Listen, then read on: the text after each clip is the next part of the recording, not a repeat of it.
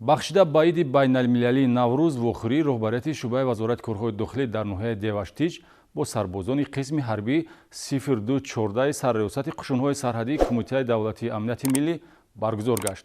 дар ин чорабинӣ ҳамчунин хонандагони синфҳои болоии мактабҳои таҳсилоти миёнаи умумӣ ҳамин ноҳия иштирок доштанд. дар ҷамъомад дар боби ватандориву хештаншиносӣ, ҷалби ҷавонон ба сафи артиш ва иди аҷдодиамон Наврӯз суҳбат намуда барои сарбозон маҳфили идона ташкил карда шуд.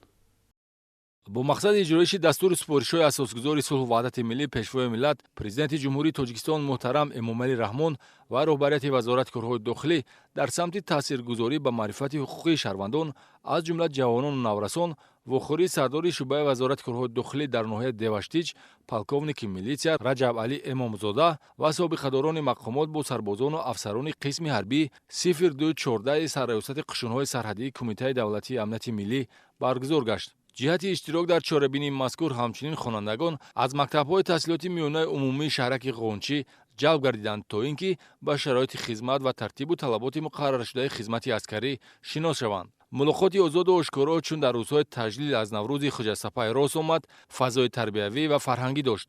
мавзӯъҳои ватандӯстиву хештаншиносӣ, эҳтиром ба арзишҳои миллӣ, донистани таъриху адабиёт, дастовардҳои Тоҷикистони соҳибистиқлол ва паҳлӯҳои гуногуни ҳаёту фаъолияти ҷавонон зимни суҳбат баррасӣ гардид.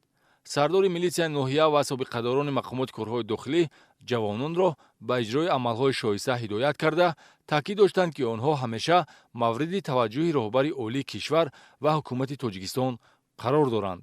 имрӯзҳо барои ҷавонон дар сатҳи давлатӣ имтиёзу дастгириҳои зиёд пешбинӣ гардида, муносибтарин шароит фароҳам оварда шудааст.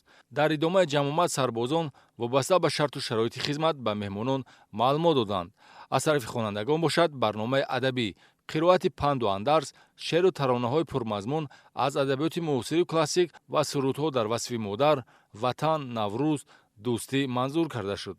ҳамзамон сарбозон низ маҳорати шеърхонии худро намоиш доданд. дар хотима барои болидахотирии сарбозон барномаи консертӣ ташкил карда шуд.